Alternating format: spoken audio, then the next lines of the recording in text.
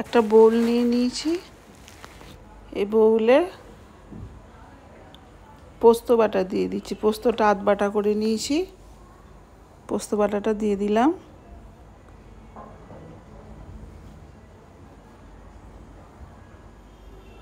এবার 2 চামচ পেঁয়াজ বাটা দিলাম।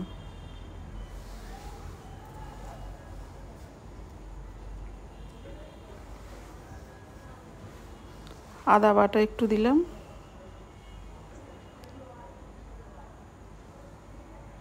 লঙ্কা বাটা,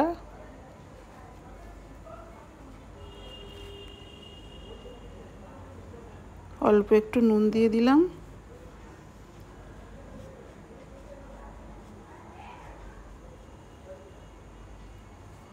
দিয়ে ময়দা দিয়ে, ডিম একটা দিয়েছি, ডিমটা দেখানো হয়নি। একটা ডিম ভেঙে দিয়ে দিয়েছি, আর ময়দা দিয়েছি। আট খাওয়ার জন্য ময়দা অল্প একটু দিয়েছি। দিয়ে এটা ভালো করে মাখিয়ে বড়া করে নেব। অল্প একটু চিনি দিয়ে দিলাম।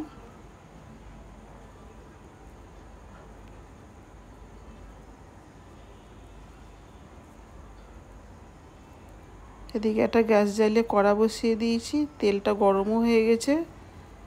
এবারে বাটা পোস্তটা নিয়ে ছোট ছোট করে এরকমভাবে বড়া ভেজে নেব।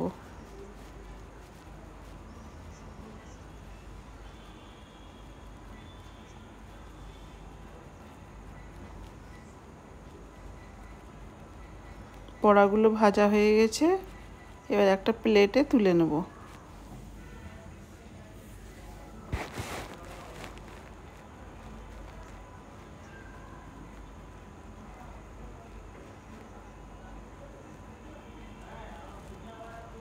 এবার এই তেলেতেই এইভাবে ছোট ছোট করে কাটা দুটো আলু নিয়ে, দুটো আলুকে ছোট ছোট কেটে নিয়েছি, একটু হালকা ভেজে নেব।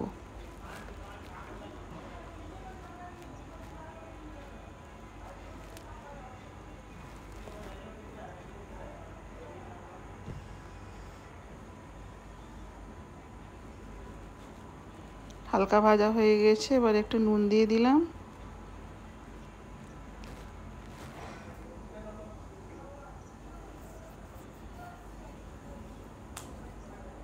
অল্প একটু পেঁয়াজ বাটা দিলাম।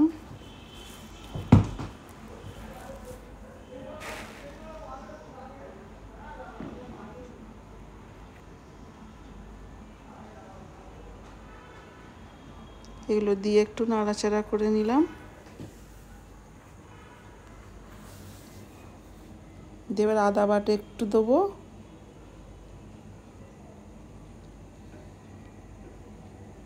একটু লঙ্কা বাটা,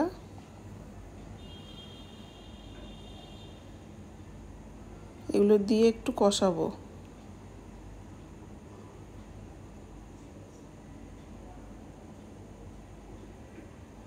একটু চিনি দিয়ে দিলাম।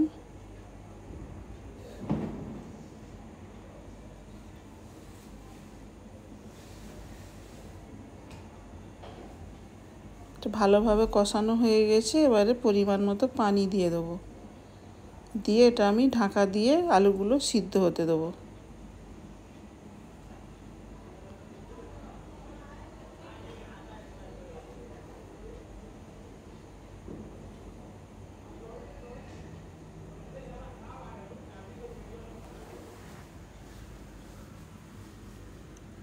আলুটা সিদ্ধ হয়ে গেছে।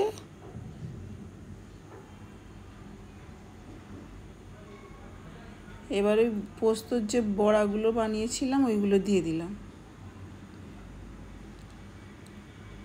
বড়াগুলো দিয়ে হালকা একটু নাড়াচাড়া করব।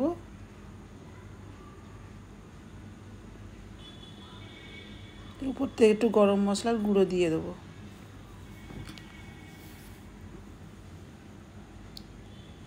গরম মশলার গুঁড়ো দিয়ে একটু নেড়ে নিয়ে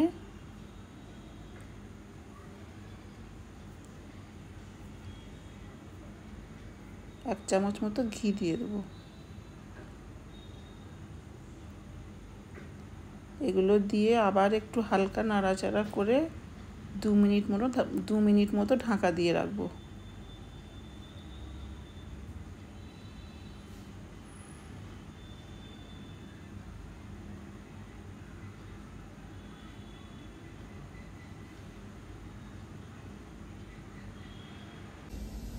তৈরি হয়ে গেছে পোস্তর দম। তোমাদের কেমন লাগলো রেসিপিটা? যদি ভালো লেগে থাকে লাইক কমেন্ট করতে ভুলবে না।